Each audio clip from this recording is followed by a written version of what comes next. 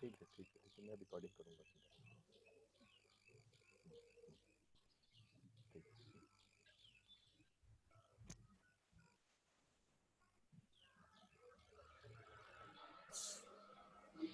Good morning, everybody. So today we start our webinar on export procedures and how to export and what are the formalities, what are the advantages, and what are the schemes that is available with the government. And we have with us Mr. Maru, who has joined with us from Indore itself. Mr. Maru is a well-known expert in this field of exports, and he is from IIM Kolkata, and he has an experience of 40 years into this field. And not only that 40 years, he has also traveled to more than 35 countries, and he regularly gives consultancy with regard to exports. And we hope that today's session, we are looking forward to today's session in a big way, basically how it will help us into guiding us into our exports and etc. So I would, without going into details about what we try to achieve, I think later we can again come back based on the questions and answers and etc. how we want to come back. But before that, we want to tell something is that right now we are facing one of the unprecedented, I think, crises in the history of mankind. So it is not only about our industry, but it is also true for all industries together. We have seen that how the government has come forward and tried to mitigate the difficulties, not only in India, but to other countries. We will concentrate about India, but the Indian government has tried. Basically, Indian government is trying to see that the industry sustain these difficult times, and after sustaining, when everything opens up based on the whatever is the scenario, ground scenario, they will look into the aspect. But one of the things what of course is coming to the force is that the China, we all understand that the China people are not very happy with China, and based on that a lot of opportunities may come to India. So any adversity, any difficult situation, how to turn to opportunity is one of the things what I think we all should try. And today's session will help you to prepare for that. During the time when you are not working, you are at home, etc., it's the right time to get yourself ready when everything opens, to get yourself prepared. And we hope that today's session will help you into preparing for the times ahead when everything opens up, when the business opportunity comes, then it will be better for you. So I will hand over now to Mr. Maru to take it forward. Thank you, sir. Thank you so much. Friends, बड़ी खुशी की बात है कि जो James and jewellery export promotion council ने आज जो वेबिनार अरेंज की है उसमें आप लोग काफ़ी तादाद में इकट्ठे हो रहे हैं ये सुनने के लिए, ये जानने के लिए कि यदि आप एक्सपोर्ट अपना शुरू करना चाहते हैं तो उसे कैसे किया जाए। दोस्तों, आप लोग एमएसएमई हैं, एमएसएमई सेक्टर से हैं। एक एमएसएमई सेक्टर एक बड़ा इंपॉर्टेंट सेक्टर है इंडियन इकोनॉमी के लिए, पर एक विडंबना यह है कि आप लोग अपने आप को छोटा समझते हैं, क्योंकि ये जो नाम है ना MSME, micro small and medium enterprises, ये खुद ही आपको इस बात का एहसास कराता है कि आप लोग छोटे हैं। लेकिन मैंने आपको एक नई डेफिनेशन दी है। आपको मैं ये बताना चाहता हूं कि इंडियन मर्चेंडाइज एक्सपोर्ट्स का अबाउट 48% 2018-19 की फिगर्स हैं, 48% कंट्रीब्यूशन एमएसएमई से आता है। और एमएसएमई का मैंने जो डेफिनेशन दी है वो है major share in merchandise exports. अगर major share in merchandise exports, that is MSME, major share आपके सेक्टर से आता है तो आप छोटे नहीं हैं, आप पूरे इंडियन इकोनॉमी के लिए बहुत महत्वपूर्ण हैं। और आप लोगों ने आज जो ये सोचा है कि हम एक्सपोर्ट की शुरुआत करें, ये आपने बहुत अच्छा सोचा है, क्योंकि आजकल के ग्लोबलाइजेशन के माहौल में एक्सपोर्ट्स इंपोर्ट्स के बिना कोई कंट्री सरवाइव नहीं कर सकती है। और खासकर अभी जब कोरोना वायरस के बाद जो सिचुएशन बनेगी उसमें पूरा बिजनेस करने का तरीका बदलेगा, भारत के लिए अपॉर्चुनिटीज पहले से ज्यादा खुलेंगी, क्योंकि आज पूरे वर्ल्ड में चाइना के प्रति लोगों को शिकायत है। कुछ लोग अपना बिजनेस कम करना चाहेंगे, कुछ लोग बंद करना चाहेंगे, कुछ यूनिट्स चाइना से बाहर निकल करके इंडिया आएंगी। तो इंडिया के लिए अपॉर्चुनिटीज बहुत हैं, और उस वक्त यदि आप तैयार हैं एक्सपोर्ट इंपोर्ट की फॉर्मेलिटीज समझ करके, उसके लिए जो बेसिक प्रिपरेशन है वो करके तैयार हैं, तो any time you can enter into this business.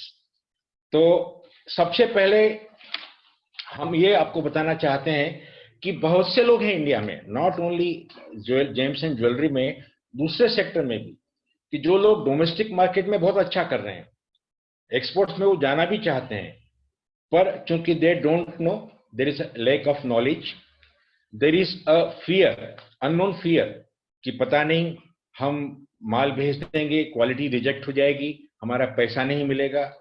तो इतने सारे फियर हैं, क्योंकि अगर वाकई में ये बात होती तो इंडिया से 331 करोड़ का एक्सपोर्ट नहीं होता, 331 बिलियन डॉलर का एक्सपोर्ट नहीं होता। जो दूसरे लोग हिम्मत कर लेते हैं वो इसमें सफल हो जाते हैं।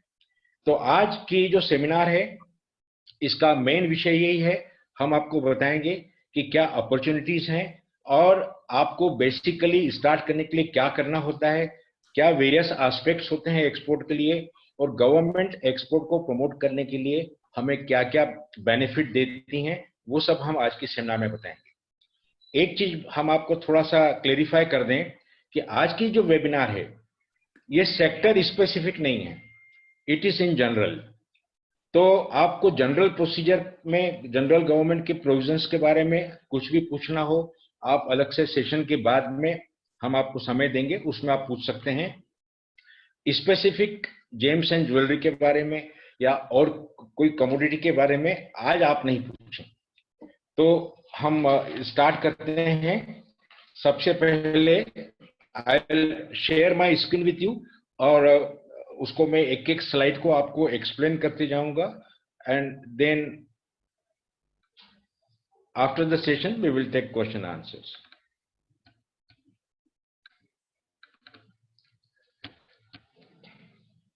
आज का हमारा टॉपिक है practical aspects of export and import to start export import business. Webinar specially arrange for MSME members of GJEPC Mumbai by Rajendra Kumar Maru, April 2020. Why foreign trade? हमें ये देखना है कि हमें एक्सपोर्ट बिजनेस में या import business में क्यों जाना है। हम डोमेस्टिक मार्केट में काम कर रहे हैं, अच्छे से कर रहे हैं, we are happy, but normally ये माना जाता है कि यदि आप 5-7 साल डोमेस्टिक मार्केट में अच्छे से परफॉर्म कर रहे हैं, तो there is no reason why you should not go abroad. आपको इंडिया के बाहर की दुनिया देखनी है।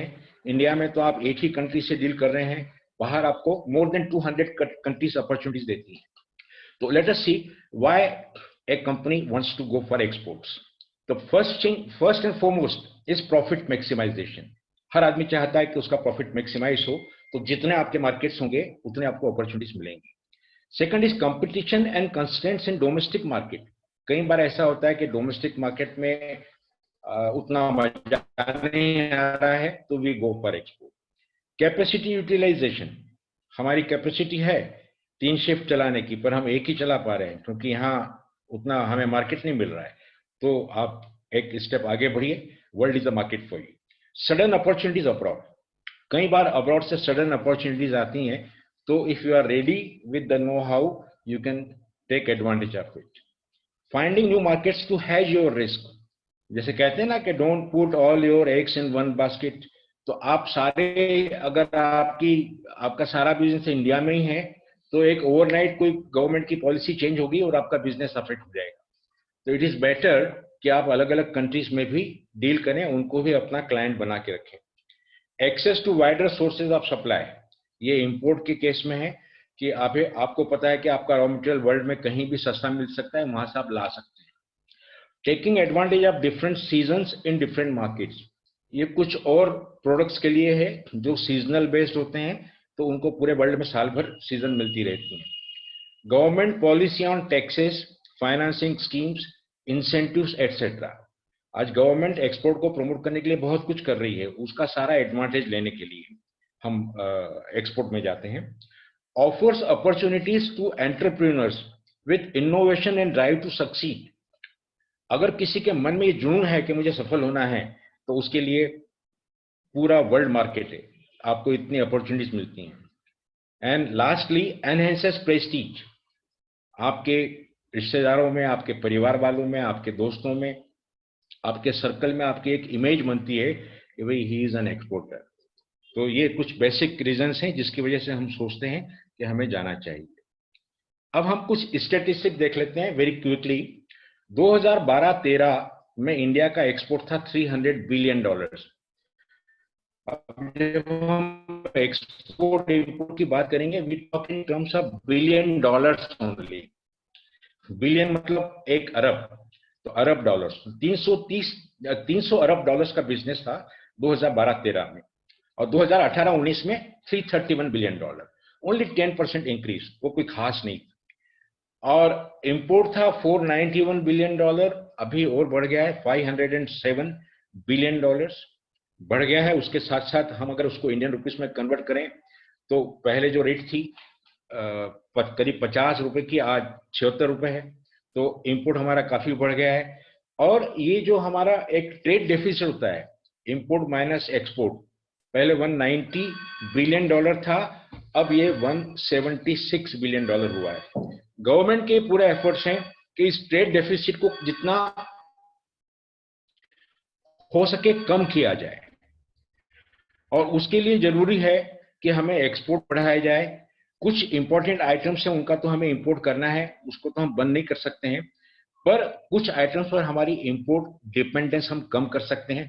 इसीलिए गवर्नमेंट ने मेक इन इंडिया वगैरह इस तरह के प्रोग्राम्स बनाए हैं। तो गवर्नमेंट के पूरे एफर्ट्स हैं, गवर्नमेंट पूरा सपोर्ट करती है, इसीलिए सारी एक्सपोर्ट प्रमोशन काउंसिल्स खोली हुई हैं कि हम इस ट्रेड डेफिसिट को कम करें। अब हम कुछ परफॉर्मेंसेस देख लेते हैं। इंडिया के 2019 का परफॉर्मेंस अगर हम देखें, तो जो highest value Indian export products थे, वो सबसे बड़ा था मिनरल फ्यूल्स इंक्लूडिंग ऑयल। अभी तक हमने ये सुना है कि हम ऑयल इंपोर्ट करते हैं, क्रूड ऑयल इंपोर्ट करते हैं, वो सबसे बड़ा आइटम है।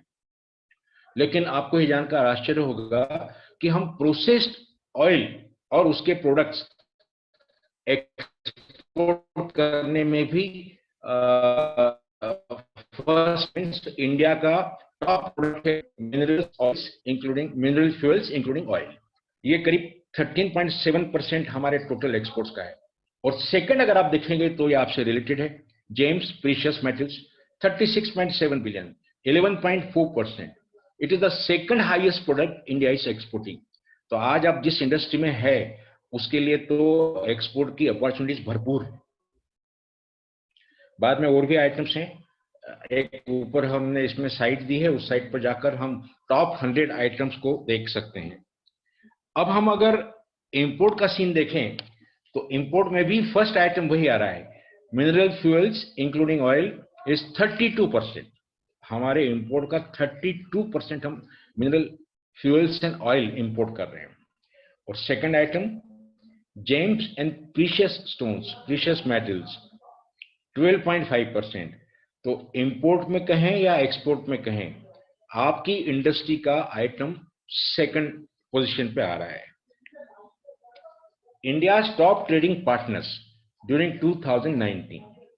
टॉप ट्रेडिंग पार्टनर का मतलब है वो कौन सी कंट्रीज हैं जहां सबसे ज्यादा एक्सपोर्ट किया है। तो सबसे पहले कंट्री आती है United states of America, second आती है यूनाइटेड अरब एमिरेट्स, फिर चाइना, फिर हांगकांग, और नीचे देखें तो बांग्लादेश भी है, नेपाल भी है, जो हमारे पड़ोसी देश हैं। अब एक और मजे की बात है कि ये जो 1, 2, 3, 4 कंट्रीज आ रही हैं, ये चारों कंट्री जेम्स एंड ज्वेलरी के इंपोर्ट में भी फर्स्ट हैं। इंडिया के अगर हम देखें जेम्स एंड ज्वेलरी के इंपोर्टर, तो इन चारों कंट्री का भी नाम आता है टॉप लिस्ट में। अब हम ये देखेंगे कि एक नई कंपनी जो लोकल डोमेस्टिक मार्केट में एस्टैब्लिश्ड है, उसको अगर एक्सपोर्ट में जाना है तो उससे क्या तैयारी करनी है। सबसे पहले, अच्छा, आज हम जो बात करेंगे, क्या क्या प्रोसीजर है, क्या क्या टॉपिक्स होते हैं इसके अंदर, उसकी बात करेंगे। उसकी पूरी प्रोसीजर आज हम बात नहीं करेंगे, क्योंकि it is a vast topic और वो 1-1.5 घंटे की वेबिनार में कवर नहीं हो सकता है। तो हम ये देखेंगे कि क्या क्या हमें करना होता है, कैसे कैसे करना होता है, ये हम बाद में देखेंगे। तो क्या करना होता है, तो पहले नेम ऑफ योर फर्म।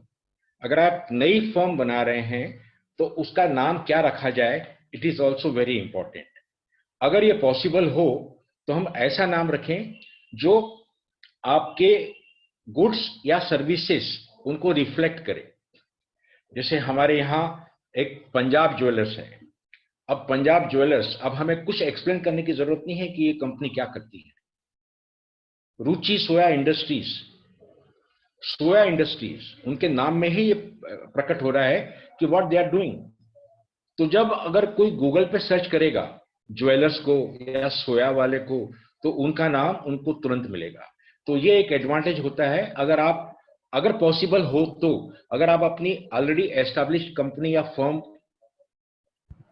के नाम पर ही एक्सपोर्ट बिजनेस शुरू करना चाहते हैं तो देयर इज नो हार्म।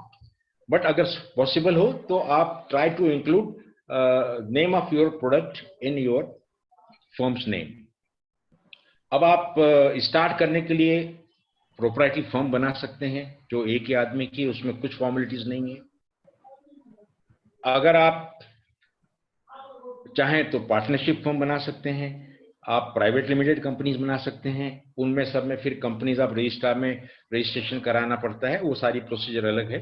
पर you can make your firm. तो हम एक बात करते हैं कि सपोज आपने प्रोप्राइटरी फर्म बनाई है, तो अगला काम क्या करना होगा हमें we will have to have a current account in a bank. As an individual हम सेविंग्स बैंक अकाउंट से भी काम कर सकते हैं, पर ऑलवेज इट इज प्रेफरेबल कि हम एक फर्म बना करके काम करें। तो आप अपनी फर्म बनाएंगे, उसका एक करंट अकाउंट चाहिए। करंट अकाउंट आपको कौन सी बैंक में खोलना है, तो इट इज प्रेफरेबल कि आप एक authorised dealer in foreign exchange, उसको हम कहेंगे एडी ब्रांच, जो बैंक है जिसको रिजर्व बैंक से अथॉरिटी मिली हुई है फॉरेन एक्सचेंज में डील करने की, वो हम प्रीफर करेंगे। तो एडी ब्रांच में भी कैटेगरीज होती हैं, ए कैटेगरी, बी कैटेगरी। एक कैटेगरी वाली वो बैंक होती है जो अब जैसे आप डॉलर में डील कर रहे हैं तो डॉलर के सारे सेटलमेंट्स होते हैं न्यूयॉर्क में, पाउंड स्टर्लिंग के सारे सेटलमेंट होते हैं लंदन में, येन के सारे सेटलमेंट्स होते हैं टोक्यो में। तो अगर मान लीजिए आप डॉलर में सेटलमेंट आप होने वाले हैं, डॉलर में आप ऑर्डर लेते हैं, तो जो हमारी बैंक है उसका एक डॉलर अकाउंट न्यूयॉर्क में होना जरूरी है, और उसको हम कहते हैं नोस्ट्रो अकाउंट। नोस्ट्रो अकाउंट उस बैंक का न्यूयॉर्क में होना जरूरी है। तो जो कैटेगरी ए वाली बैंक होगी, they can open their account in New York, nostro account in New York. Category B वाली अपना अकाउंट डायरेक्टली नहीं खोल सकती है, वो इस कैटेगरी ए वाली बैंक के थ्रू डील करेगी। तो आप एडी ब्रांच कैटेगरी ए या कैटेगरी बी वाली बैंक में अपना अकाउंट खोलें।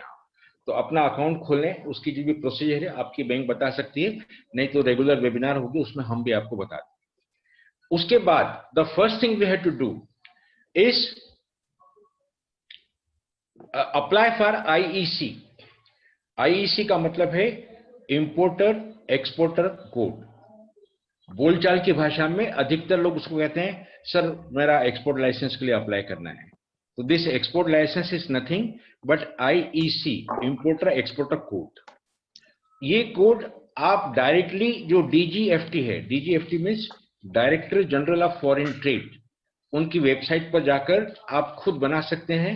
2-4 डॉक्यूमेंट्स लगते हैं, 500 रुपीज की फीस है, और आप बना सकते हैं। अगर आपके सारे डॉक्यूमेंट सही हैं, सर्वर सही काम कर रहा है, तो एक दिन में आईईसी बन सकता है। ये जो आईईसी बनता है it is valid for life time, पूरे लाइफ के लिए वैलिड रहेगा। आपको कभी कोई उसमें ना तो रिटर्न्स देना है, ईयरली रिटर्न्स देना है, ना मंथली रिटर्न्स देना है, ना उसको रिन्यू कराना है, कुछ नहीं कराना है। पर हाँ, अगर आगे जाकर के आप ये डिसाइड करें कि मुझे अब एक्सपोर्ट इंपोर्ट का बिजनेस नहीं करना है, तो इट इज एडवाइज्ड कि आप उस आईईसी को कैंसिल करवा दें, आप सरेंडर कर दें फॉर कैंसिलेशन। तो एक ये हो सकता है। अगर इसमें आपको आईईसी लेने में दिक्कत आ रही है तो we can offer you help. फिर आप ये देखें कि आप एज ए मैन्युफैक्चरर एक्सपोर्ट करना चाहते हैं, एज ए ट्रेडर एक्सपोर्ट करना चाहते हैं, या सर्विस प्रोवाइडर, क्योंकि आपके प्रोफेशन में, आपके सेक्टर में सर्विस प्रोवाइडर के रूप में भी आप एक्सपोर्ट कर सकते हैं। हो सकता है आप डिजाइनर आर्टिस्ट हों तो आप उस तरह की सेवाएं भी दे सकते हैं। अब नेक्स्ट हम आते हैं, जो पहली चीज है, हम किसी भी चीज का एक्सपोर्ट करें या इंपोर्ट करें तो जो पहली चीज हमें देखना है, we have to check what is the export policy और import policy for that product. कई बार ऐसा होता है कि हम देखते हैं कि यस ये प्रोडक्ट तो एक्सपोर्ट हो रहा है, और किसी ने इंक्वायरी की तो हम उसको ऑफर दे देते हैं कि यस हम कर सकते हैं। पर जब आप कस्टम में अपने डॉक्यूमेंट्स पास कराने जाते हैं तब पता लगेगा कि यह आइटम या तो रिस्ट्रिक्टेड है, या इसके ऊपर पोर्ट की कोई कंडीशन है, या कोई मिनिमम एक्सपोर्ट प्राइस की कंडीशन है। तो ये इंपोर्ट में भी हो सकता है। तो it is always better, maximum 2 minute का टाइम लगेगा आपको ये चेक करने के लिए कि हम किसी प्रोडक्ट की एक्सपोर्ट या इंपोर्ट करने के पहले what is the policy for that. तो I just give you an example. तो उसमें आपको क्या क्या देखने को मिलेगा, either product is free, free means there are no restrictions, either it is prohibited, prohibited means किसी भी हालत में आप एक्सपोर्ट नहीं कर सकते हैं, restricted, restricted means export is allowed but only against export licence. अब जो हम ये पहले एक्सपोर्ट लाइसेंस की बात कर रहे थे, IEC, that is not export licence.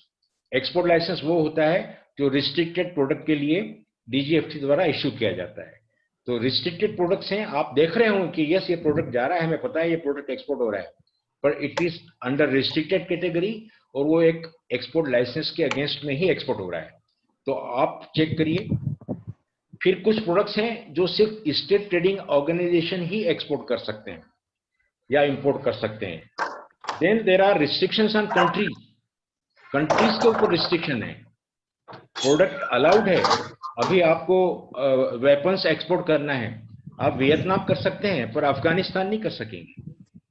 तो इस तरह से product wise, country wise restrictions हैं, वो हमें चेक करना है। फिर पोर्ट वाइज है, कौन से पोर्ट से आप इंपोर्ट कर सकते हैं, कौन से पोर्ट से एक्सपोर्ट कर सकते हैं, उसके भी कंडीशंस आ सकती हैं। Then minimum export price, minimum import price.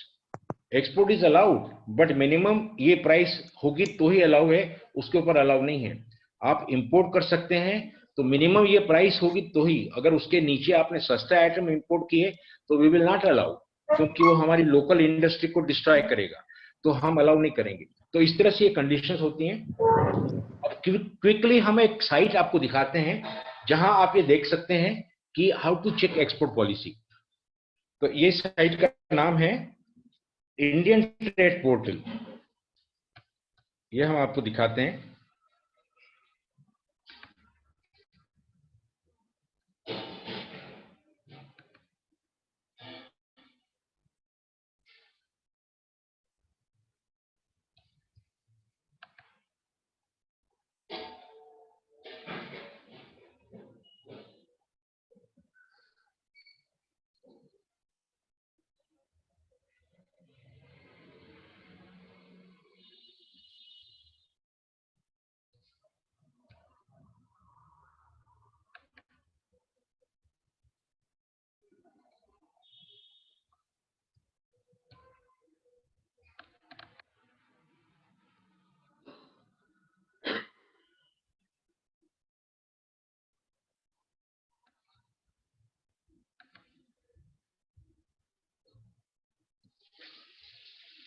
I think आप देख पा रहे हैं इंडियन ट्रेड पोर्टल।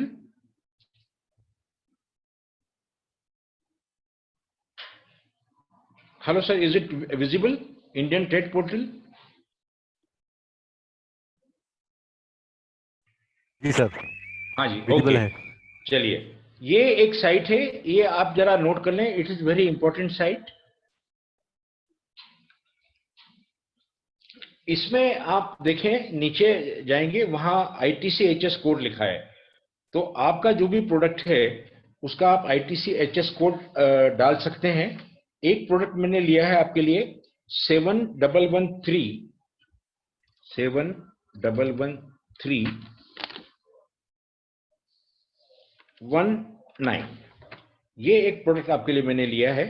इसको हम फाइंड क्लिक करते हैं।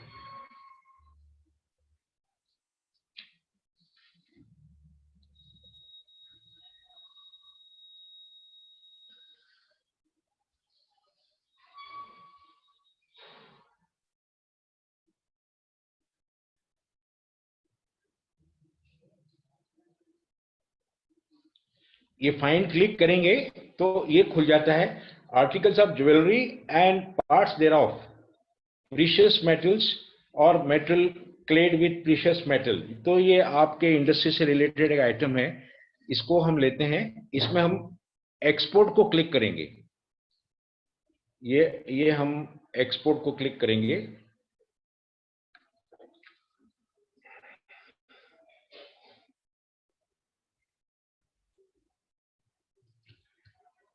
एक्सपोर्ट को क्लिक करने के बाद में हमें बहुत सारे ऑप्शन मिलेंगे। हम इसको सिलेक्ट करते हैं।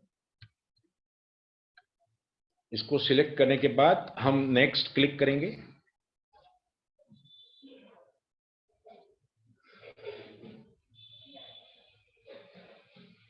अब इसमें कंट्रीज के नाम आ गए हैं, आप कौन सी कंट्री एक्सपोर्ट करना चाहते हैं। तो let us take USA। USA को आप सिलेक्ट करेंगे। आप 2 कंट्री सिलेक्ट कर सकते हैं at a time, there is no problem. फिर नेक्स्ट करेंगे। इसमें फिर बहुत सारे HS कोड्स आ गए हैं, ये हम सिलेक्ट करेंगे और ये हम नेक्स्ट में गए। अब हमें एक पेज मिलता है जिस पर अगर आप देखें, मेरा कर्सर देखें आप, export policy, duty drawback, interest subvention, MAIS, GST etcetera इसमें लिखा हुआ है। तो हम एक्सपोर्ट पॉलिसी को अगर क्लिक करेंगे तो उस प्रोडक्ट की एक्सपोर्ट पॉलिसी हमें पता चल जाएगी। तो यहां आप देख पा रहे हैं, ये हमारा आइटम का HS कोड है, ये आइटम की डिटेल है। पॉलिसी लिखी है free. Free means there are no restrictions. If you want to export this item, there are no restrictions. अब आप इसको कैंसिल कर देते हैं। अब आता है ड्यूटी ड्रॉबैक। ड्यूटी ड्रॉबैक क्या होता है? आपके प्रोडक्ट को बनाने में जब कभी आप कोई ऐसा प्रोडक्ट यूज करते हैं, आपका जो रॉ मटेरियल है या तो इंपोर्टेड है या इंडिया में भी आप उसको GST पे करके आपने खरीदा है। If you have paid any kind of duty और taxes on that raw material, तो जब उस फिनिश प्रोडक्ट को आप एक्सपोर्ट करते हैं तो गवर्नमेंट उस जो ड्यूटी आपने पे की है उसका सब्सटेंशियल अमाउंट, सारा 100% तो गवर्नमेंट वापस नहीं करती है, पर सब्सटेंशियल अमाउंट आपको ड्यूटी ड्रॉबैक के रूप में आपको रिफंड करती है। तो this is also an important part of your costing. आप अपनी प्राइसिंग में जोड़ेंगे, आपको पता है मुझे इतना ड्यूटी ड्रॉबैक वापस मिलेगा, तो आप अपनी प्राइस में से, एक्सपोर्ट प्राइस में से उसको घटा सकते हैं आप। ये ड्यूटी ड्रॉबैक कैसे मिलता है? एक डॉक्यूमेंट होता है जब हम एक्सपोर्ट की शुरुआत करते हैं, तो शिपिंग बिल सबसे पहला डॉक्यूमेंट है जो हमें बनाना होता है, या हमारे बिहाफ पर हमारा कस्टम हाउस एजेंट बनाता है। उस शिपिंग बिल में आपको डिक्लेयर करना होता है कि इसमें मुझे इतना परसेंटेज या इतना अमाउंट ड्यूटी ड्रॉबैक का अवेलेबल है। तो जैसे ही शिपमेंट होता है, वो ड्यूटी ड्रॉबैक का अमाउंट आपके अकाउंट में अपने आप आ जाता है। You don't have to make a separate application, your shipping bill itself is an application. तो ये है ड्यूटी ड्रॉबैक का मतलब। तो ये हम देखते हैं कि हमारे इस प्रोडक्ट के ऊपर क्या कुछ ड्यूटी ड्रॉबैक अवेलेबल है। तो यस, 372 रुपये 90 पैसे पर gram of net gold content, ये ड्यूटी ड्रॉबैक के रूप में अवेलेबल है। तो आप ये देख सकते हैं कि आपकी एक्सपोर्ट कंसाइनमेंट में कितना गोल्ड कंटेंट है, उसके ऊपर आप पर ग्राम के हिसाब से ये ड्यूटी ड्रॉबैक अपने शिपिंग बिल में क्लेम कर सकते हैं, and you will get it directly in your bank account. फिर इंटरेस्ट सबवेंशन, ये इंटरेस्ट सबवेंशन है, ये हम इसमें देखें क्या आ रहा है। MSME sector, it is available only for MSME sector, जिसकी एमएसएमई मर्चेंट एक्सपोर्टर और ट्रेडर जिसकी मैन्युफैक्चरिंग यूनिट है एमएसएमई सेक्टर में, उसको 5% का इंटरेस्ट सबवेंशन। इंटरेस्ट सबवेंशन का मतलब यह है कि जब आप बैंक से लोन लेते हैं एक्सपोर्ट पर्पस के लिए, और बैंक अगर आपको 10% per annum per year interest charge कर रही है, तो 5% का आपको सबवेंशन अवेलेबल है, तो बैंक आपको 5% की छूट देकर के सिर्फ 5% ही चार्ज करेगी। तो ये पूरे साल में जो 10% हमको ब्याज लग रहा है, उसकी जगह हमें सिर्फ 5% ही ब्याज लगेगा, only for MSME sector. It is not available for merchant exporters. Merchant exporters को कोई इंटरेस्ट की छूट नहीं है। उसके बाद हम आते हैं एमईआईएस। एमईआईएस के माध्यम से, एमईआईएस का फुल फॉर्म है merchandise exports from India scheme. इसके माध्यम से गवर्नमेंट हमको कुछ इंसेंटिव देती है। इंसेंटिव मीन्स कुछ प्रोडक्ट्स ऐसे होते हैं जो बाहर compete नहीं कर पा रहे हैं, तो इंडस्ट्री गवर्नमेंट को रिप्रेजेंट करती है कि सर हमारी प्राइस 5% ज्यादा होती है, तो गवर्नमेंट ऐसे मामलों में बोलती है आप एक्सपोर्ट करिए, 5% हमसे ले लीजिए। तो गवर्नमेंट 5% का इंसेंटिव देती है। तो गवर्नमेंट की जो प्रेजेंट पॉलिसी है 2% से 7% तक गवर्नमेंट इंसेंटिव दे रही है ऑन मेनी आइटम्स। करीब 11,000 आइटम्स इंडिया से एक्सपोर्ट हो रहे हैं, उसमें 8,000 आइटम्स के ऊपर गवर्नमेंट इंसेंटिव देती है। पर अनफॉर्चुनेटली आपका यह आइटम उसमें लिस्ट में इंक्लूडेड नहीं है, उसके ऊपर गवर्नमेंट कोई इंसेंटिव नहीं दे रही है, क्योंकि ऑलरेडी हमारा जेम्स एंड ज्वेलरी का एक्सपोर्ट सेकंड रैंकिंग पर है। You don't need any support from the government, the government is not giving any incentive on this product.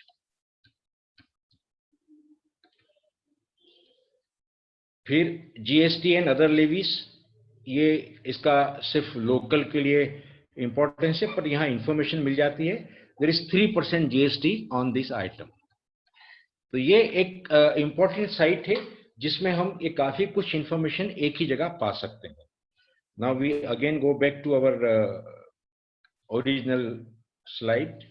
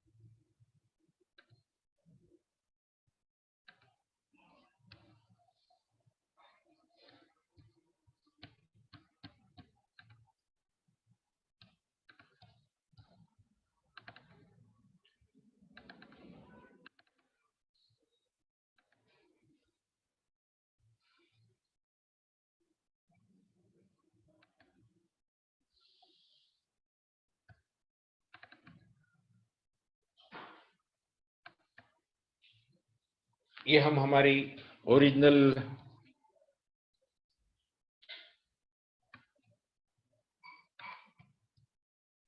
Slide पर आ जाते हैं, जहां हम देख रहे थे कि how to check export import policy. तो ये कोई भी प्रोडक्ट हो, मान लीजिए आप जेम्स एंड ज्वेलरी में कर रहे हैं, लेकिन आपका कोई परिचित है, आपका फ्रेंड है, आपका रिलेटिव है, वो आपसे कोई और आइटम एक्सपोर्ट करने के लिए रिक्वेस्ट करता है और आप कर सकते हैं, तो आप पहले एक्सपोर्ट पॉलिसी चेक कर लें, उसके बाद उसे कमिट करें कि हम क्या कर सकते हैं। इसके बाद जो नेक्स्ट चीज आती है वो आपको करना है, once your item is finalised. अब आपके केस में तो आपका आइटम फाइनलाइज्ड है ही, पर दूसरे सेक्टर्स में जब लोगों का आइटम डिसाइडेड नहीं होता है, after checking the export policy उनका आइटम फाइनलाइज हो जाता है, तो next step will be to take RCMC.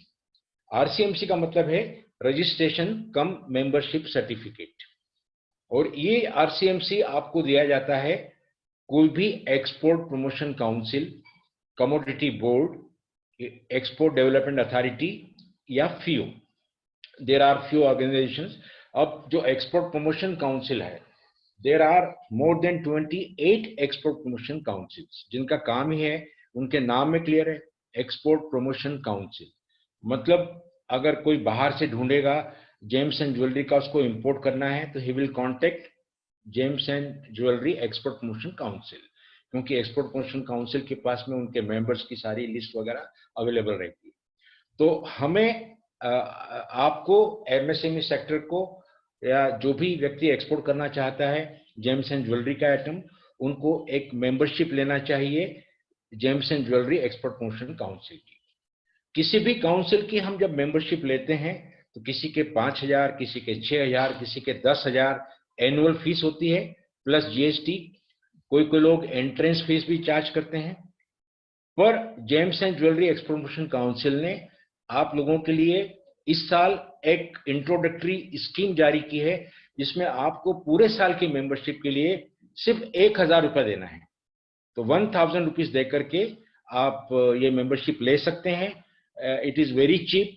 1,000 रुपया तो कुछ भी नहीं होता है. एक आप शर्ट खरीद करके फेंक देंगे, वो भी 1,000 रुपये में नहीं आता है. तो आप इसकी मेंबरशिप ले सकते हैं. इसकी आप मेंबरशिप लेंगे तो आपको ये वेरियस सर्विसेज ऑफर करते हैं, जो आप देख सकते हैं. इनकी साइट पर आप जाकर के देख सकते हैं. ये जितने भी ट्रेड डेलीगेशंस भेजते हैं, बायर सेलर मीट करवाते हैं, आपकी प्रॉब्लम्स गवर्नमेंट के पास लेकर जाते हैं, इनके पास जो फॉरेन इंक्वायरीज आती हैं या वर्ल्ड ओवर इस सेक्टर में जो चेंजेस होते हैं, उन सब की इंफॉर्मेशन आपको ये रेगुलर भेजते रहते हैं. इसलिए it is very much advisable कि आप लोग अगर एक्सपोर्ट करना चाहते हैं तो आप इनकी मेंबरशिप ले लें. इनकी मेंबरशिप लेने के लिए पहली रिक्वायरमेंट है, you should have IEC, importer exporter code with you. ये एक पहली रिक्वायरमेंट है. देन आपने अब आपने जो शुरुआत की है उसमें आपको क्या करना है, एक करंट अकाउंट बैंक में खोलना है, IEC लेना है आपको, importer exporter code from DGFT site. फिर आपको RCMC लेना है. ये कुछ इनिशियल एक्सपेंसेस हैं. पर क्या एक्सपेंसेस हैं? बैंक अकाउंट खोलने में कुछ नहीं लगा, सिर्फ उनका जो मिनिमम बैलेंस 8-10 हज़ार रुपये रखना पड़ता है वो आपको रखना है. IEC में आपको 500 रुपये का खर्चा है, RCMC में 1,000 रुपये का खर्चा है. तो ये तो एक नॉमिनल एक्सपेंसेस में आप एक एक्सपोर्टर बन गए हैं. अब नेक्स्ट आपको क्या करना है, you have to have internet presence and digital marketing का यूज करना है आपको. तो इंटरनेट प्रेजेंस कैसे होगी हमारी? We have to have a website. एक अच्छी वेबसाइट हमें बनाना होगी. 5,000 से 10,000 के रूप में एक डायनेमिक वेबसाइट आपकी बन सकती है शुरुआत में. आपके हर व्यक्ति के शहर में इस तरह के लोग आपको मिल जाएंगे जो आपके लिए ये वेबसाइट बना सकते हैं. क्योंकि फॉरेन बायर कोई ढूंढना चाहता है तो आपको वो आपकी वेबसाइट के जरिए ही ढूंढ सकता है. या आप अपने विजिटिंग कार्ड में, अपने दूसरे कम्युनिकेशन में, ईमेल में अपनी वेबसाइट एड्रेस नहीं देंगे तो it will be a setback for you. लोगों को लगेगा इसकी वेबसाइट ही नहीं है, भले वो आपकी वेबसाइट खोल के देखें या नहीं देखें, उनको चाहिए कि आपकी वेबसाइट है. अगर वेबसाइट नहीं है तो वो समझेंगे आप अभी एकदम इनिशियल स्टेज पर ही हैं. तो हैव ए वेबसाइट. फिर आप सोशल मीडिया, जितने भी सोशल मीडिया हैं, फेसबुक है, ट्विटर है, लिंक्डइन है, उन सब में आप अपनी पोस्टिंग करते रहिए. उनमें अपना अकाउंट खोलिए. आपने कोई नई डिजाइन बनाई, नया प्रोडक्ट बनाया, नया कुछ ऑर्डर मिला है, भले डोमेस्टिक ऑर्डर हो, एक्सपोर्ट ऑर्डर हो, वो आप सब उसमें फीड करते जाएं. तो उससे पूरे वर्ल्ड में लोग आपको जानेंगे. जब हमारे कुछ स्टूडेंट्स एक्सपोर्ट करते हैं तो हम उनको सोशल मीडिया वेबसाइट पे डालते हैं and it generates inquiries from all over the world. फिर आता है desk research and field research. अब आप अपने प्रोडक्ट के साथ में तो तैयार हैं, पर आपको ये पता नहीं है कि आप कौन से मार्केट में ट्राई करें. क्योंकि अगर आपको ये पता नहीं है तो आप तो पूरी दुनिया ईमेल पर ट्राई करते करते थक जाएंगे आप. तो आपको ये पता लगाना है कि मेरा जो प्रोडक्ट है उस प्रोडक्ट के मेन मार्केट्स कौन से हैं. तो I can find out top 10 markets of my product. Top 10 markets मैं लास्ट ईयर के ढूंढ सकता हूं, लेकिन सिर्फ एक साल की इंफॉर्मेशन पे मुझे काम नहीं करना है। I must check at least past 6 years performance, कि पिछले 6 सालों में उस पर्टिकुलर कंट्री ने मेरा माल कितना लिया, या ये पर्टिकुलर प्रोडक्ट कितना उन्होंने इंपोर्ट किया। क्योंकि कोई एक साल में कोई विशेष परिस्थिति हो सकती है, उसमें किसी का एक्सपोर्ट ज्यादा हो सकता है, कम हो सकता है, तो that cannot be a basis for our decision. तो we have to see performance of any country for past 6 years.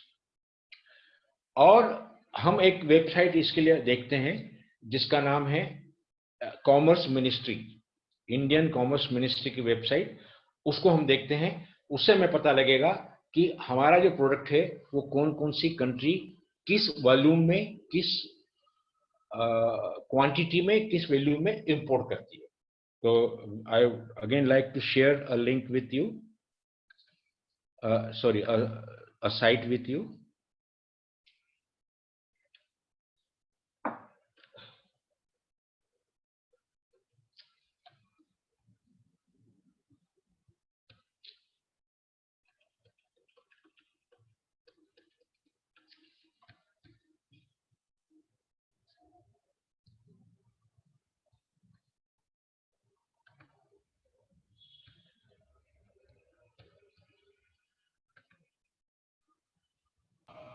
Hello. हाँ जी, Your voice is not coming. Just 1 minute. Hello, Mr. हाँ जी, Bhai. बोलिए। Yes. हाँ So we have gone through the session. So that हाँ, is a very absorbing session, I think. Very, Very absorbing session basically. हाँ हाँ हाँ, ठीक है। ठीक है? तो अभी हाँ, हम लोग I think we should go opening up for questions and answers. अच्छा अच्छा अच्छा, या Have आप you ऐसा completed करें it? कि ये हाँ ये जो मैं साइट्स वगैरह दिखाना चाह रहा हूँ मैं नहीं दिखाता हूँ, पर हाँ, क्विकली आप मुझे 15 मिनट का समय और दें तो मैं वो स्कीम्स दिखा देता हूँ जो गवर्नमेंट की हैं, ठीक है, है ना। मैं आपको ये साइट्स वगैरह नहीं ओके, दिखाता हूँ अभी। ठीक है, ओके। हाँ, ठीक है।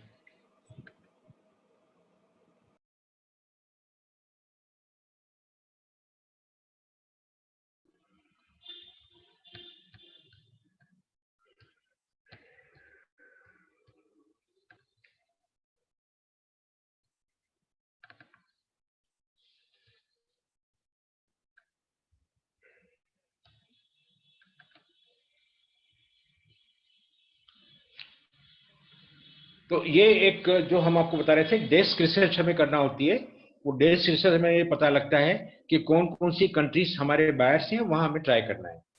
फिर हम आगे नेक्स्ट स्लाइड पर जाते हैं।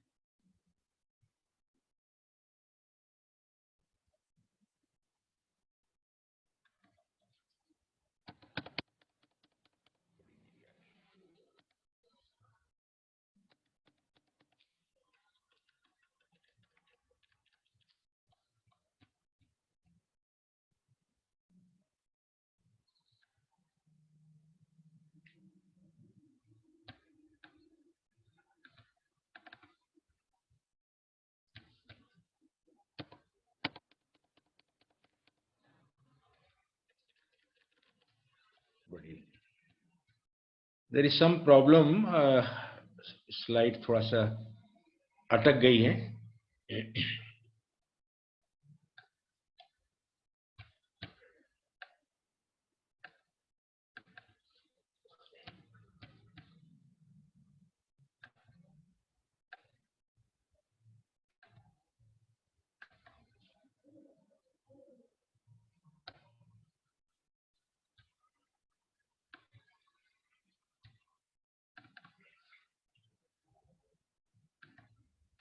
एक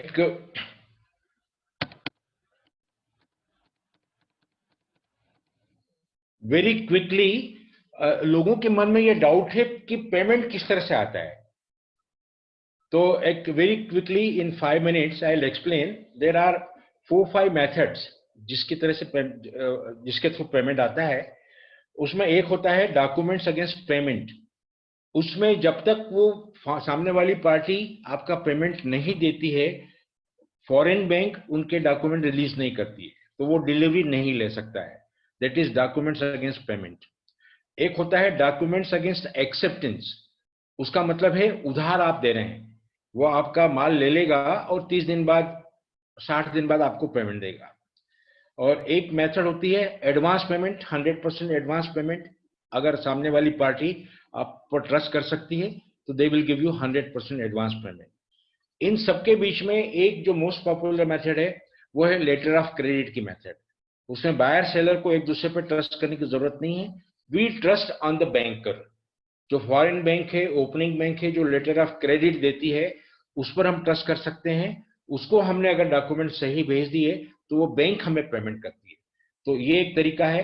इसलिए लोगों का ये डर कि हमारा माल वहां चला जाएगा और पेमेंट नहीं आएगा, वो बहुत कम ऐसे केसेस में होता है। वहीं होता है जहां आप उधार दे रहे हैं। अदरवाइज पहले आपका पेमेंट आता है, उसके बाद उस तक माल पहुंचता है आपका। अब ये कुछ तरीके हैं वो हम बाद में देखेंगे कि एक्सपोर्ट जो इंपोर्टर्स हैं, फॉरेन बायर्स हैं, उनको कैसे ढूंढा जाए। उसके लिए एक काफी सारे तरीके हैं, वो हम बाद में देखेंगे।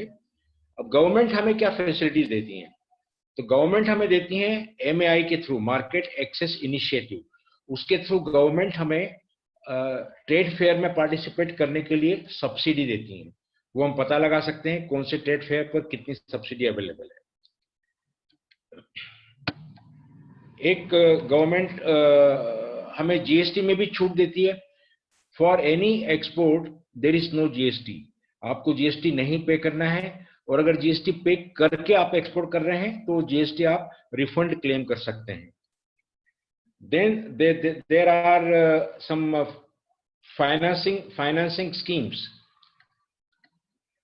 फाइनेंशियल असिस्टेंस गवर्नमेंट देती है बैंकों के थ्रू, पर आजकल बैंकें थोड़ा सा जेम्स एंड ज्वेलरी सेक्टर से घबरा रही हैं, क्योंकि नीरव मोदी और कुछ ऐसे लोग उनको बड़ा चूना लगा चुके हैं, इसलिए वो बड़े डरे हुए हैं। लेकिन हमें कोशिश करके उनके डर दूर करना चाहिए। तो देयर आर मेनी स्कीम्स जिसमें कम रेट ऑफ इंटरेस्ट पर गवर्नमेंट हमें फाइनेंस उपलब्ध कराती है। देन देयर इज स्कीम जो अभी आपके सेक्टर में अवेलेबल नहीं है, MEIS। फिर आपके रॉ मटेरियल के लिए गवर्नमेंट के पास स्कीम्स हैं जो ड्यूटी फ्री आप रॉ मटेरियल इंपोर्ट कर सकते हैं। अगर आप एक्सपोर्ट का कमिटमेंट देते हैं तो duty free raw material is allowed. आप duty free capital goods import कर सकते हैं। कोई मशीनरी आपको चाहिए, कोई इक्विपमेंट चाहिए, वो आप इंपोर्ट कर सकते हैं जीरो ड्यूटी पर, लेकिन उसके साथ में एक्सपोर्ट का कमिटमेंट देना पड़ता है। फिर एक गवर्नमेंट की एक व्यवस्था है जिसमें वो क्वालिटी कंप्लेंट्स और ट्रेड डिस्प्यूट्स, आपके और बायर के बीच में अगर कोई क्वालिटी कंप्लेंट है, आप गवर्नमेंट के एक सेल पर DGFT के ऑफिस में आप रेफर कर सकते हैं। इंटरेस्ट इक्वलाइजेशन में आपको बता ही चुका हूं। तो इस तरह से ये और कुछ और भी फैसिलिटीज हैं which are available to all exporters. Free passage of export consignment, no seizure of export related stock, 24/7 customs clearance, self assessment of custom duty वगैरह वगैरह, ये सब अवेलेबल होता है। Now we can open for question and answer. एक small presentation था वो हमारा ओवर हो गया है। और भी तरीके हैं, बायर कैसे ढूंढना है और किस तरह से शिपमेंट होते हैं, कस्टम्स की क्या फॉर्मेलिटीज होती हैं, वो सब हम बाद में मौका मिला तो आपको बताएंगे। Thank you so much.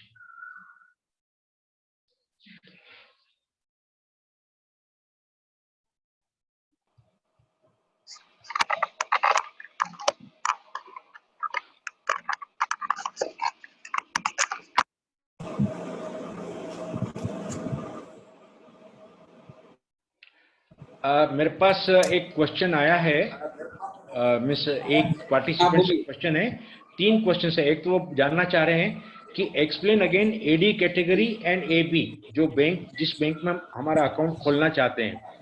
AD category means authorised dealer in foreign exchange, ये आरबीआई डिसाइड करती है कि किसको फॉरेन एक्सचेंज में डील करने की अथॉरिटी दें। तो हम प्रिफर करेंगे कि हम एडी ब्रांच में अकाउंट खोलें। एडी ब्रांच में भी उसमें भी दो कैटेगरी होती हैं, ए और बी। ए का मतलब होता है directly they have their account in foreign country, और बी अपना अकाउंट फॉरेन कंट्री में नहीं खोल सकते हैं, तो वो ए के थ्रू काम करते हैं। मान लीजिए आपका अकाउंट किसी लोकल बैंक में है जो एडी ब्रांच नहीं है, तो उनके थ्रू आप कर सकते हैं, लेकिन आपके डॉक्यूमेंट जो नेगोशिएट होंगे वो उस एडी ब्रांच के थ्रू ही नेगोशिएट होंगे। सेकंड थिंग जो आप बता रहे हैं कि 1000 रुपीज जो मेंबरशिप है, क्या ये सिर्फ एमएसएमई के लिए है? जहां तक मेरी जानकारी है ये सारे मेंबर्स के लिए है। फिर भी आप डायरेक्टली जेम्सन ज्वेलरी से एक्सपोर्ट प्रमोशन काउंसिल से बात कर सकते हैं कि क्या 1000 रुपये जो फीस है वो सिर्फ एमएसएमई के लिए है या हर व्यक्ति के लिए है। वेबसाइट हम क्लियर कर दें अभी? हाँ जी, कर दें आप। जी, मैं जेमएन ज्वेलरी के बिहार से मिथिलेश पांडे आपको बताना चाहूंगा कि ये माइक्रो मेंबरशिप 1 अप्रैल 2020 से जीजेईपीसी ने ऐसे मेंबर्स के लिए स्टार्ट करी है जिनका टर्नओवर 40 लाख के अंदर है। तो ऐसे सारे लोग जिनका टर्नओवर 40 लाख के अंदर है, डोमेस्टिक या एक्सपोर्ट मिला करके, वो सारे मेंबर्स, ऐसे सारे लोग माइक्रो मेंबरशिप के लिए अप्लाई कर सकते हैं। उसका प्राइमरी कंडीशन यही है कि आपके पास में आईसी कोड होना चाहिए। धन्यवाद सर, आप आगे बढ़िए। ओके सर, ये एक क्वेश्चन पूछा है, website for searching product buyers, तो वो आज पॉसिबल नहीं है। I can show you various websites जहां हम फॉरेन बायर्स को ढूंढ सकते हैं। काफी तरीके हैं, ये फिर कभी मौका मिलेगा तो आपको हम बताएंगे। How to obtain letter of credit from buyer, एक क्वेश्चन आया है, how to obtain letter of credit from buyer. उसमें हमें कुछ नहीं करना है, buyer will go to his bank along with our contract and request for letter of credit. तो बैंक जब लेटर ऑफ क्रेडिट खोलती है, it is bank's commitment to you. तो बैंक ने मान लो $20,000 की एलसी खोली है, लेटर ऑफ क्रेडिट खोला है, तो $20,000 की सिक्योरिटी फॉरेन बायर से अपने पास रखवा लेते हैं, क्योंकि अल्टीमेटली बैंक को कमिटमेंट पूरा करना है, बायर से उन्हें कोई मतलब नहीं है। तो हमें कुछ नहीं करना है, foreign buyer will go to the bank. एक क्वेश्चन है, can you tell the name of the second website which you were to tell about? It is ministry of commerce, commerce.gov.in, commerce.gov.in। उसमें देख के आप पता कर सकते हैं कि आपकी कमोडिटी कौन कौन सी कंट्री ने इंपोर्ट की है, क्या वॉल्यूम में इंपोर्ट की है पिछले 20 सालों तक। और भी साइट्स हैं, international trade centre Geneva Switzerland की साइट है, उससे हम पता कर सकते हैं। तो उतना आज समय नहीं है, इसलिए डिटेल में हम नहीं बता पाएंगे। और कोई क्वेश्चन? एक second, there are few more questions. An existing partnership firm planning to move to private limited company, do we have to cancel and reapply to amend the following? देखिए, आई मीन वो तो अलग ही नई company हो गई ना, तो सारे आपको रजिस्ट्रेशन उस नई कंपनी के हिसाब से ही बनाने पड़ेंगे। आपकी जो एग्जिस्टिंग फर्म है वो कैंसिल हो जाएगी, उसका कोई रजिस्ट्रेशन काम नहीं आएगा। Does all banks accept LC and make us payment? Normally अब देखिए, ये अगेन इसमें थोड़ा समय लगेगा बनाने में, क्योंकि हमारी लोकल बैंक हमें पेमेंट नहीं करती है, पेमेंट हमें आएगा फॉरेन बैंक से। अब वो पेमेंट प्रोसीजर मैं आज यहाँ एक्सप्लेन नहीं कर सकता हूँ, नहीं तो देयर इज अ प्रोसीजर कि अगर उस एलसी को आप कोई लोकल बैंक से कंफर्म करा लें, अगर लोकल बैंक कंफर्म करती है तो फिर वो आपको यहीं पेमेंट कर सकती है। तो that you have to check. आप उस एलसी के साथ में जाइए, अपनी बैंकों से बात कीजिए, और भी दूसरी बैंकों से आप बात कीजिए। अगर वो उसके ऊपर कंफर्मेशन ऐड करने को तैयार हैं तो उस केस में वो आपको पेमेंट इंडिया में ही कर देंगे।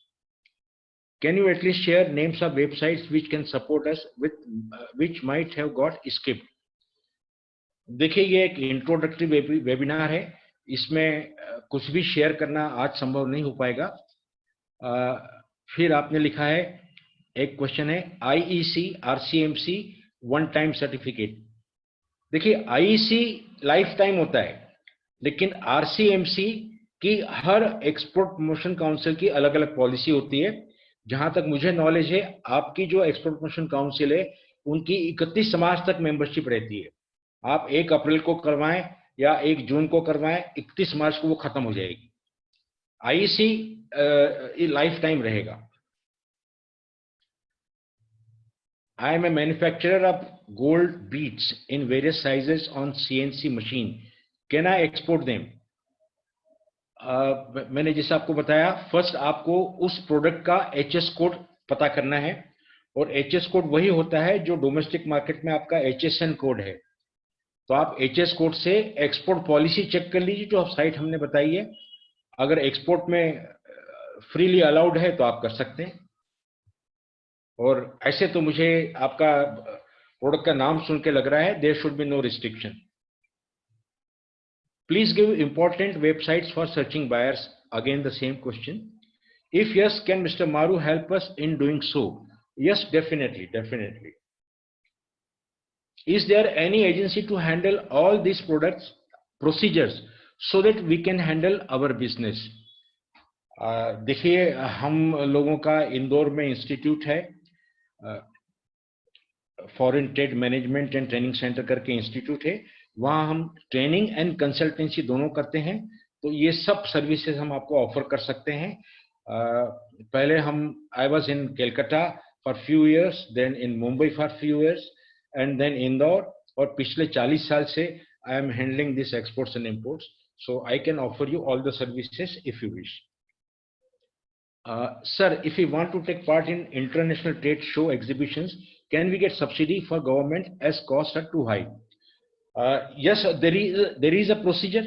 Government ने जो MAI Market Access Initiative, उस स्कीम के अंदर गवर्नमेंट आपको सब्सिडी देती है।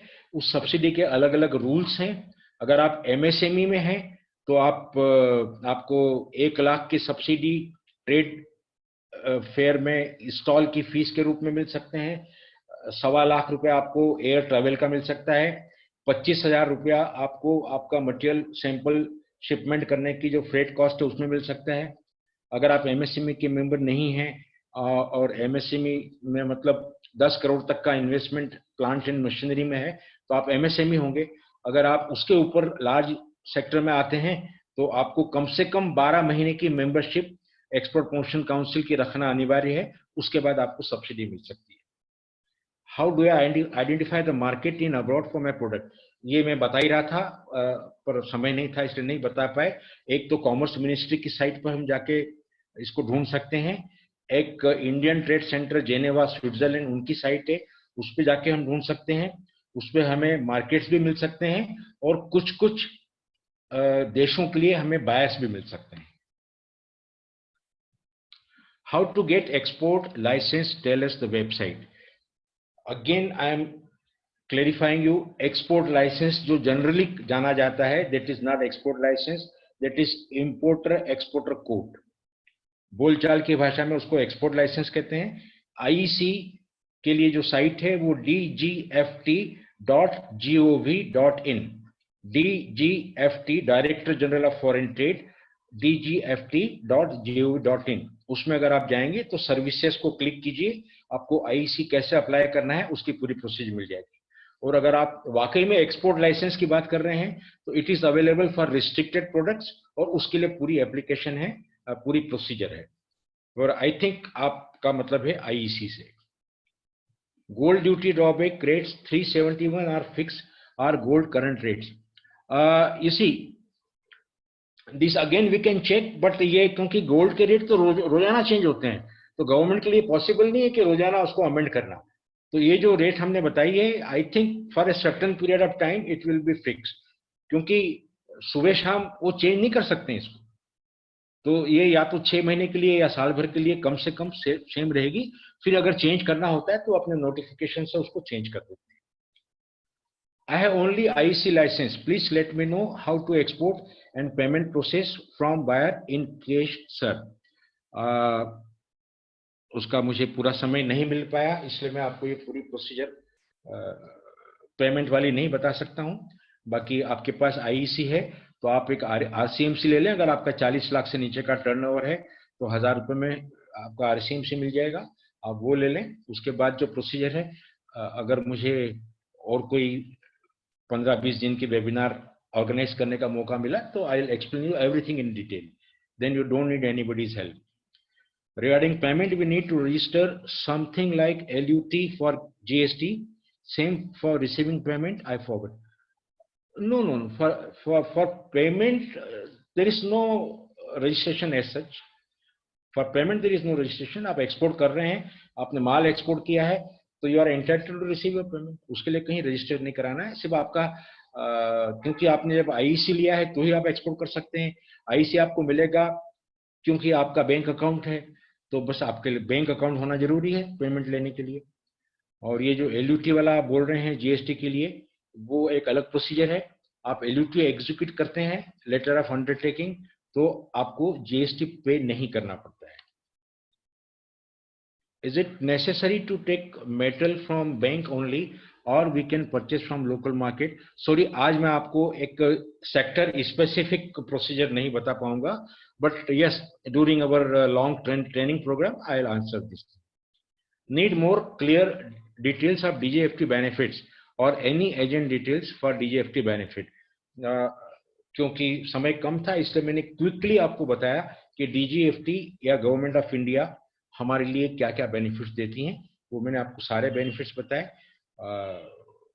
उसके डिटेल में बताने के लिए I need more time. Second question, if you go to international exhibition and sell goods and receive payment on the spot, then how can we bring that payment here? Yes, there is a procedure. Government allows you.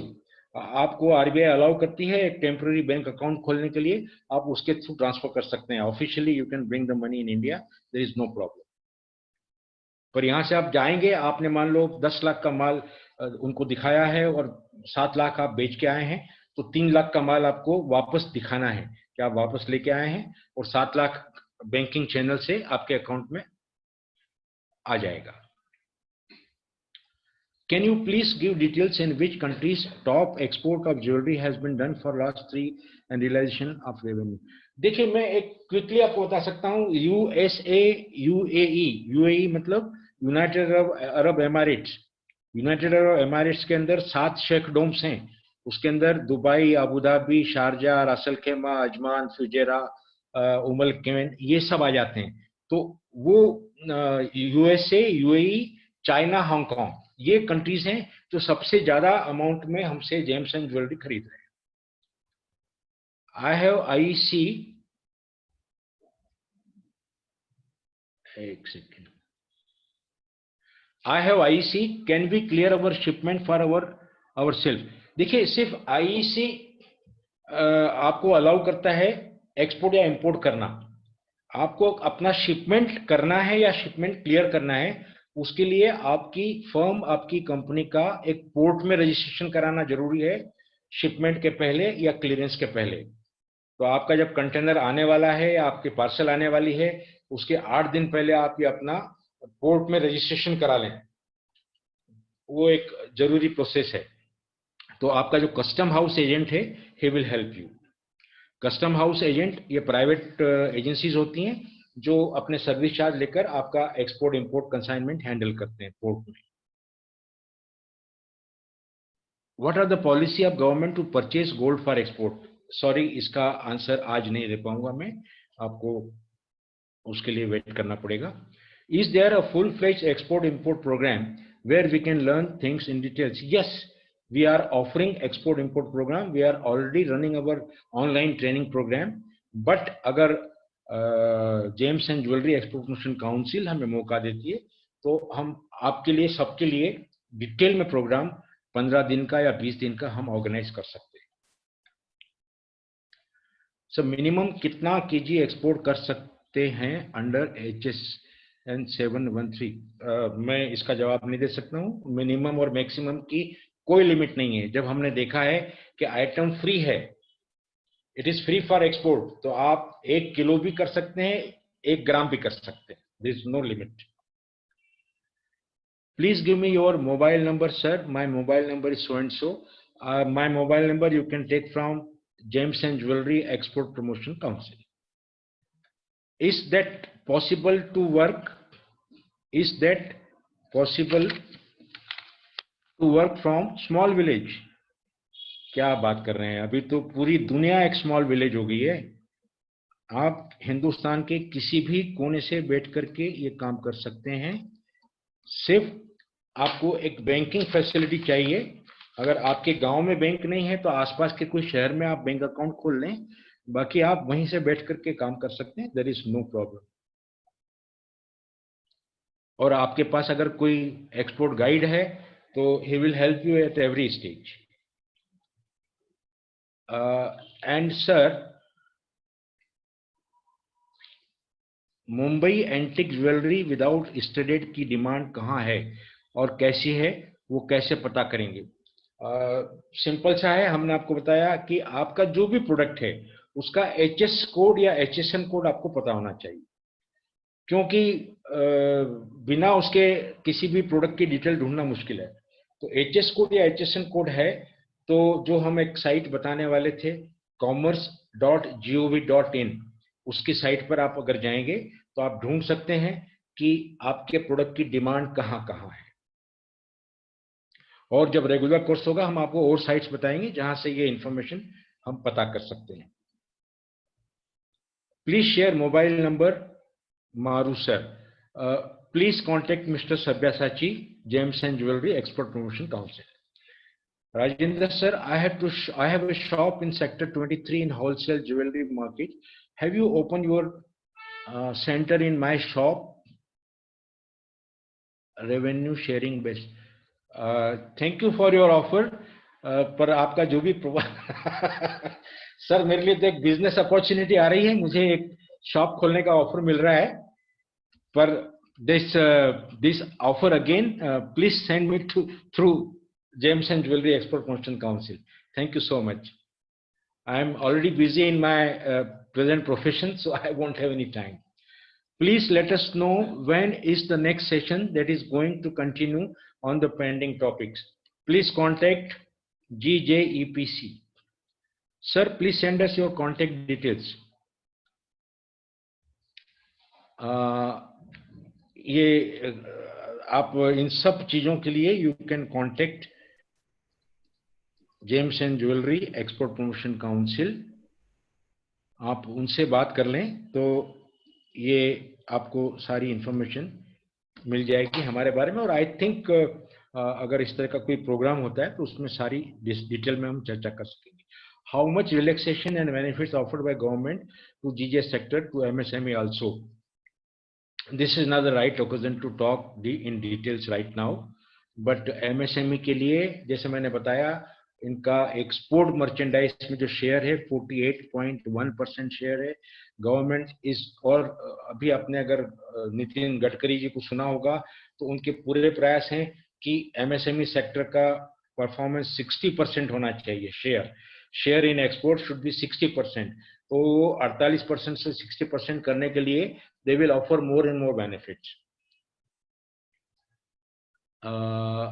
If possible, please share link of website in the chat screen you have mentioned. Can I have email and address of export guarantee? Export guarantee where we can ensure. या आप इनकी ECGC की website पे चले जाइए। अगर आप किसी को उधार दे रहे हैं या किसी को जो अलग सिस्टम में DP बेसिस पर, COD बेसिस पर माल दे रहे हैं, उनकी रिस्क ECGC कवर करती है। आपको पेमेंट के लिए ज्यादा चिंता करने की जरूरत नहीं है, वो 80 से 95% तक रिस्क कवर करते हैं। तो आप उनसे बात कर सकते हैं, उनकी वेबसाइट पे जा सकते हैं और डिटेल में हम आपको बाद में बताएंगे, आज समय नहीं है। How can we get details of export for last 3 years? इसका जवाब मैं पहले दे चुका हूँ। लास्ट 20 years के आपको डिटेल मिल जाएंगे।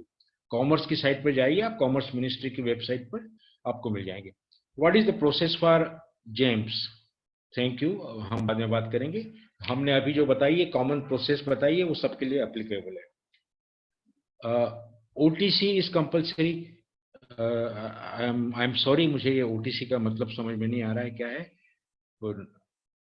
नॉर्मली तो OTC जब हम बात करते हैं ओवर द काउंटर, तो वो मेडिसिन वगैरह के लिए होता है। यहाँ OTC का मतलब आई एम सॉरी, मुझे नहीं समझ में आ रहा है। How can export or import old currency? आपके पास लगता है 500,000 के नोट रह गए आपके पास। एनीवे हम इसके बारे में बाद में बात करेंगे।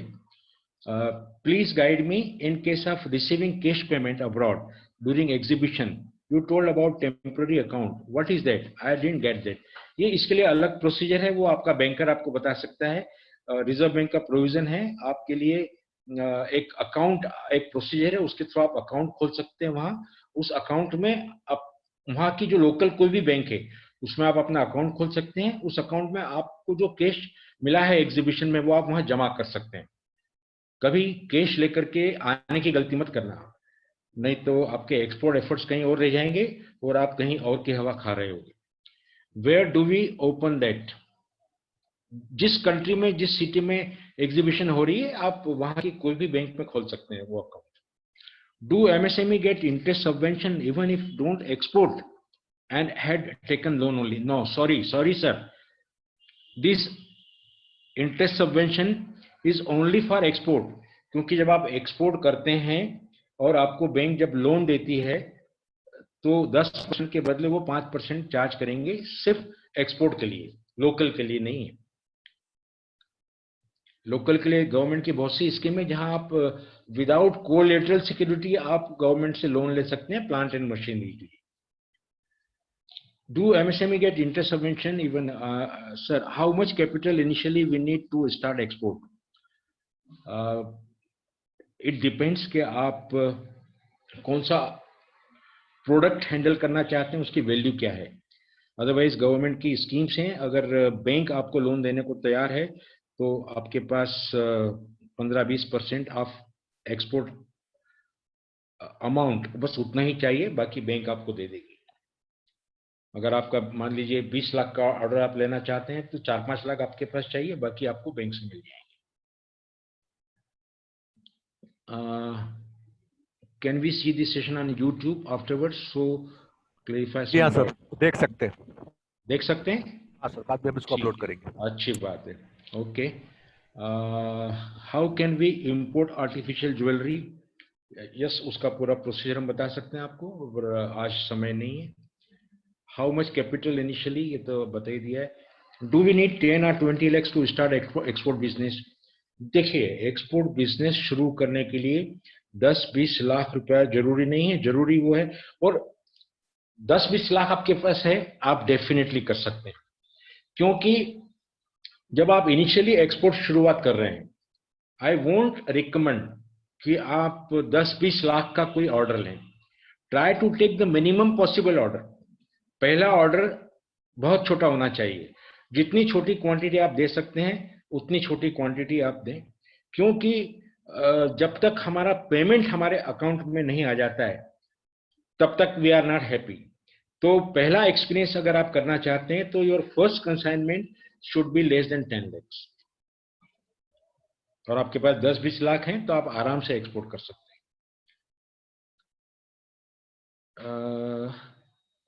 How much capital do we need in initial stage? देखिए, अगर 2-4 लाख आपके पास हैं तो आप कर सकते हैं एक्सपोर्ट। 10 और 20 lakhs की जो ये बात हो रही है वो जेम्स एंड ज्वेलरी वालों की बात हो रही है। जो दूसरे प्रोडक्ट्स हैं, अगर आप आलू प्याज एक्सपोर्ट करना चाहते हैं, स्पाइसेस करना चाहते हैं, 2-4 लाख रुपए बहुत हैं।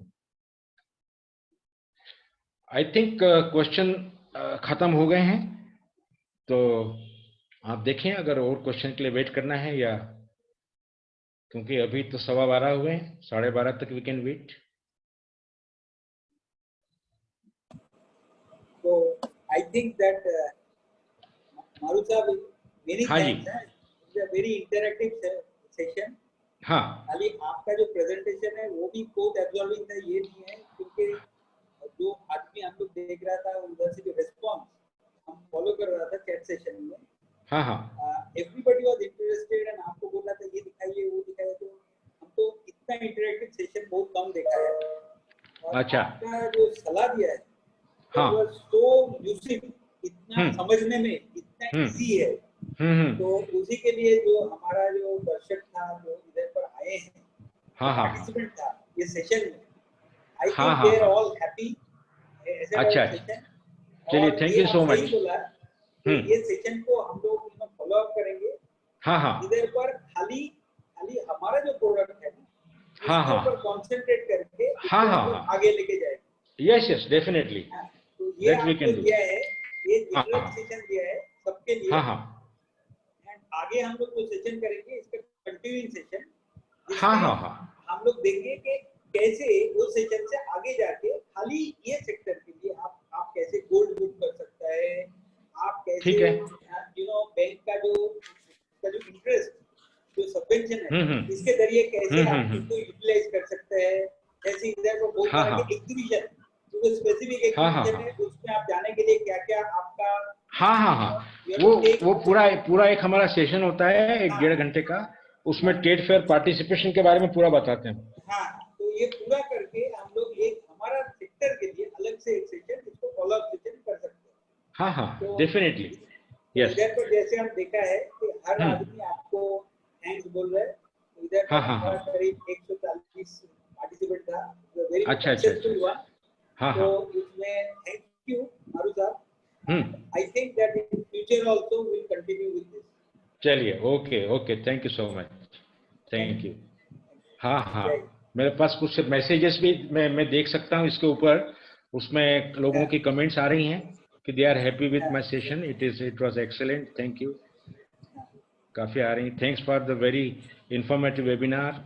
तो इस तरह की आ रही हैं। तो अगर आपके लिए पॉसिबल हो तो इन सब का फीडबैक एक बार कलेक्ट करके आप मुझे शेयर कर सकते हैं मेरे साथ, हाँ, शेयर कर देंगे। है ना? तो आप बताइए आगे अगर कभी प्रोग्राम करना हो तो आप मुझे बताइए। और आई थिंक अभी चूंकि अभी सब लॉकडाउन में घर में बैठे हुए हैं, तो this is the best time we can use it and update our knowledge. एकदम ठीक बोला है। तो तो आप हम मुझे लोग बताइए। नेक्स्ट सेशन के लिए तैयारी चालू कर देते हैं, तो हाँ इसके हाँ अंदर ही हम लोग एक नेक्स्ट सेशन कर सकते हैं। हाँ आप बताइए, तो उसमें अपन एवरी डे 1 घंटा 1.25 घंटा हम ले सकते हैं, ठीक है, और 15 से 20 दिन का सेशन हो सकता है। ठीक है। चलिए ठीक है जी, okay, thank you, okay thank you so much, thank you to all participants, thank you thank thank you. You okay. Okay sir, thank you so much Maru ji, अच्छा okay thank you sir, so much sir, thank you, thank yes you so much. Thank you, bye bye. हम जल्दी आपसे संपर्क में आएंगे। जरूर जरूर जरूर, थैंक यू।